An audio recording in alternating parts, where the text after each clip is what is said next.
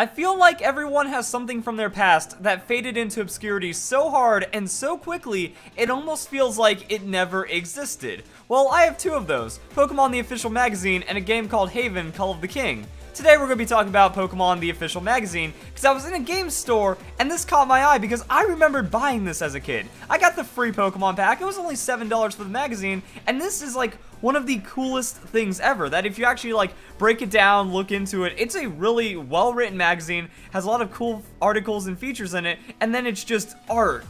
And art of like the Pokemon TCG sets, and you actually get to see all of the TCG cards, which for 2009, yes, for those of you who are also having the same experience I am, this magazine came out in the US in 2009, and apparently I was able to pick it up for about $3.50. So this is the most mind-blowing part, is how old this magazine is. Yeah, I still remember this. Like when I saw it, I immediately was hit with the memories. I was trying to figure out, you know, what happened to it. This is the premiere issue, special edition. I'm sorry, my camera's really crappy. I lost my tripod while I was moving. I don't really know how to get the TCG opening set up, but this is the premiere issue, and I thought, yo, yeah, whatever happened to the official magazine? I only remember seeing this one, I don't even remember buying this one, but I feel like we needed something like this in this time, because one of the biggest things that caught my eye was on the second page.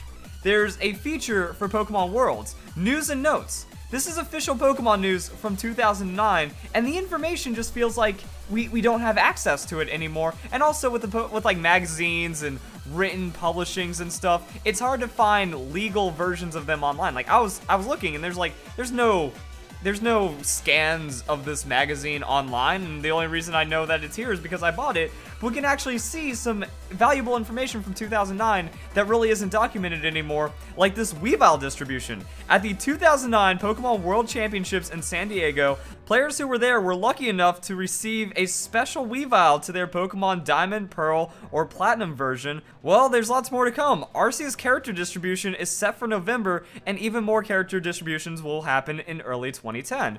So yeah, like these are the details for that Weavile. So it came with Fake Out, Ice Shard, Night Slash, and Brick Break, and it was a VGC promotion from back then. And while you can find this information on Cerebi, we don't have anything tangible. We don't have anything real or official, or there's no more news about it. Like, we don't get the little bit of backstory. We don't get the little bit of information about it. We get a little blurb from Cerebi, and then nothing else. Also, we see, like, the old Worlds promotion art right here. Then a couple of other cool things. Like, oh yeah, we have the World of Worlds. So, talking about the top place finishers for the World Championships, this information was on the website very briefly for the Pokemon Company, and then what the Pokemon Company does is they rewrite over the old information. So for the 2010 webpage, well, the Pokemon World's webpage just overtook all the 2009 stuff and replaced it with 2010. So it's like these screenshots are kind of all we have from that event. That's all the information that we had for the event. But what we need is we needed this magazine. We needed the monthly magazine for like official Pokemon news,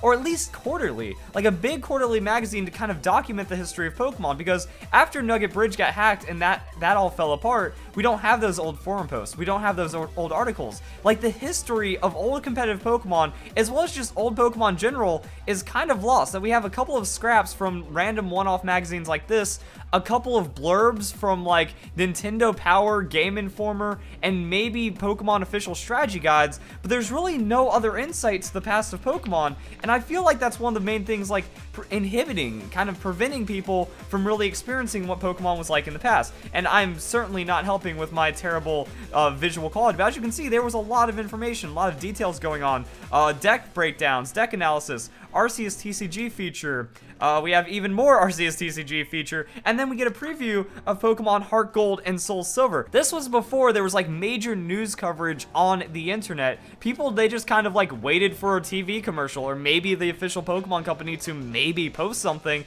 But then we see something like this, like, yo, we get a sneak peek at Heart Gold, Soul Silver. By the way, this game is coming out soon. Get ready to buy it, and all kinds of cool stuff like that. Also, I think there was like a feature for Pokemon Rumble as well. And then this was maybe like one of the most useful things ever. Like every time they did a TCG set, they should have caught up with Pokemon news. They should have released a magazine, and like I feel that this would have been absolutely amazing to have, to kind of keep that history of Pokemon, because we have pretty much like the only history we have, and the only things that represent information from this time are Bulbapedia articles, but that isn't done by a journalist. That isn't done in any kind of official way.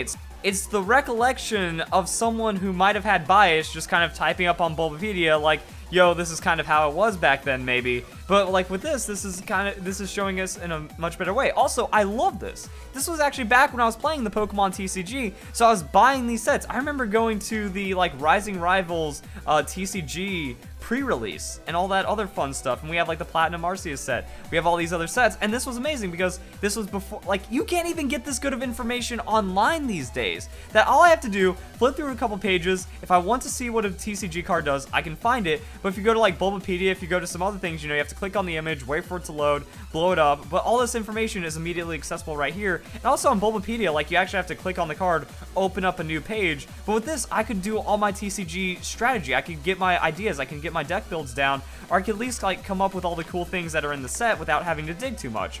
So really, these resources don't even exist to this day, even though they're very valuable. And that's kind of like one of the crazy things about the Pokemon official magazine. But it gets crazier. So like I said in the beginning of this video, I was like, I know this existed. What about the other issues? Because like, this is the premiere issue. When did I miss buying all of these other issues? Because I totally would have bought all of the other Pokemon official magazine issues. That's where things get even crazier. So as I was talking about Bulbapedia, this is all the information. That's it. That's all the information that we have about the Pokemon official magazines. For the potentially tens of thousands, maybe even 100,000 or more magazines printed by the Pokemon Company for the official Pokemon magazine, the many players that have bought and read this is all the information that we have about the official magazine, and this is kind of what blew my mind. So I was kind of looking at all the other pictures because there's official Pokemon magazines that are still going on in the UK. Now, UK fans, I'm a US guy, I'm in America. I didn't know any of this stuff was happening until I went on this page and discovered it, and I don't know if you guys are aware that we had our one-off official Pokemon magazine, but you guys have had multiple series depending on the new game. Now, the weird thing about it is that this actually looks fairly low quality. This almost looks like a Chinese knockoff of a Pokemon official magazine. Like, look at this, new 100% official magazine. Whenever you call something new 100% official, that usually means, hey, I'm not official, I'm bootleg, but I'm trying to get you to buy our stuff. But I think it comes with, yeah, it comes with free Pokemon trading card games to get free TCG pack. Same with my magazine. I would totally pay a couple bucks to get a free pack of Pokemon cards with a magazine, or free magazine with a pack of Pokemon cards, however it breaks down. Also, look at this, like, that's Solgaleo art. I haven't seen that official Solgaleo art anywhere. Where are those resources, you know? It's so weird how scattered it is, and this is updated for Pokemon Sun and Moon with multiple issues. For like Pokemon Sun and Moon, this is a new one for the official magazine in UK, Rising Guardians. That just came out kind of recently, and we have all the new information talking about the manga and stuff. But also, I feel that there's two different sides. That the magazine, this one, feels much more official. This has like proper coverage. This just actually seems like some kind of silly little kids thing that probably doesn't even have like a lot of writing in it, you know, when you break it down. We get some stickers, a comic, a poster, and a pack of cards. I'm guessing the actual information is going to be a lot more dumbed down. The official Pokemon magazine, this felt like it was, I wouldn't say for a mature audience, but if you're in your mid to late teens, you can understand this, and even as an older Pokemon player like myself in my mid-20s, I can look at this and go, yo, this is actually pretty cool. I want more of this because this feels like a real magazine. This just seems like something silly you'd buy at almost a dollar store to keep your kids happy and stuff. And it was the same for Pokemon X and Y. Well, that's where, when we get into this, it gets even crazier.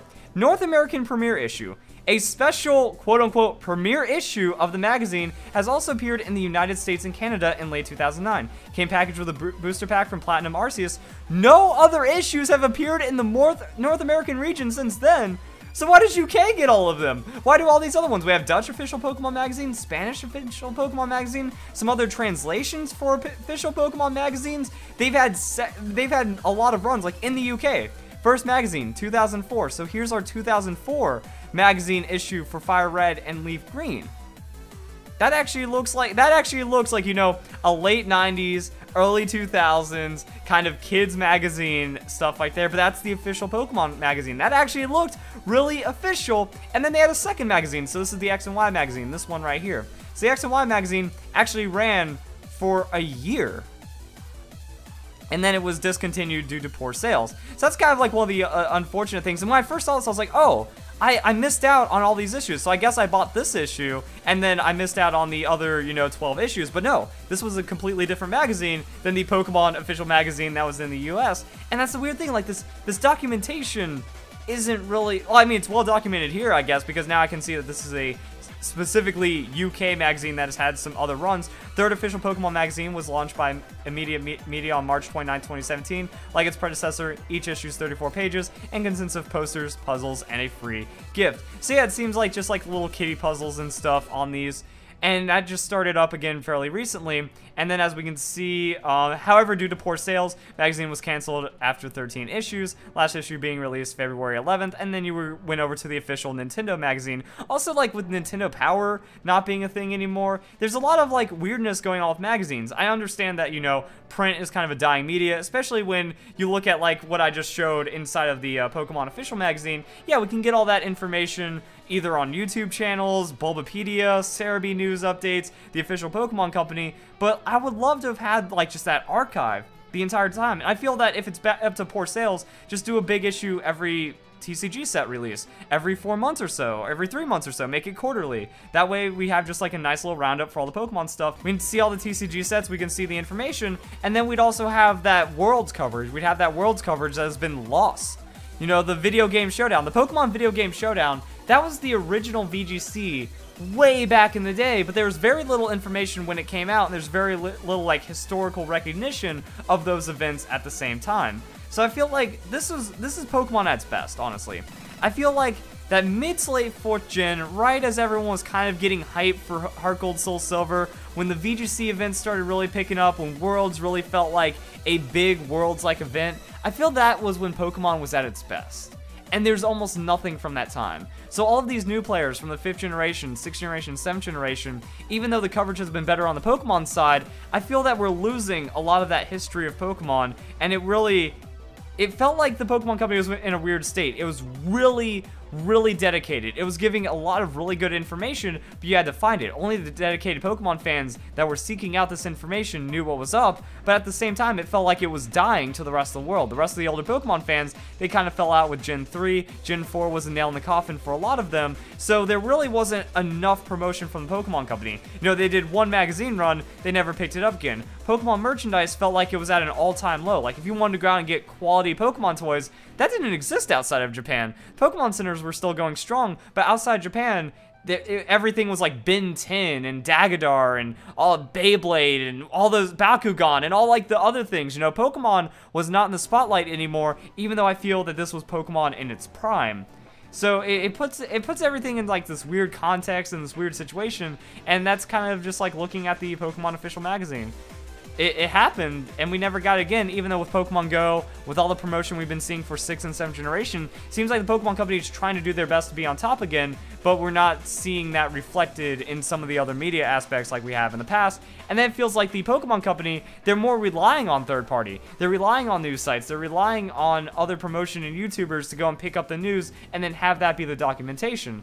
So it puts us all in a really weird situation. I think it's a nice little discussion from just finding the Pokemon official magazine from 2009 in a dollar bin for $3.50. Pokemon's crazy, guys. This is why I love the history of Pokemon. It's so obscure, but I lived through it. I know these things existed. Those Gen Whiners came in, and they had no respect for anything before them, and it's just sad. So if you guys enjoy the video, hope you all have a nice day. Thank you very much for watching.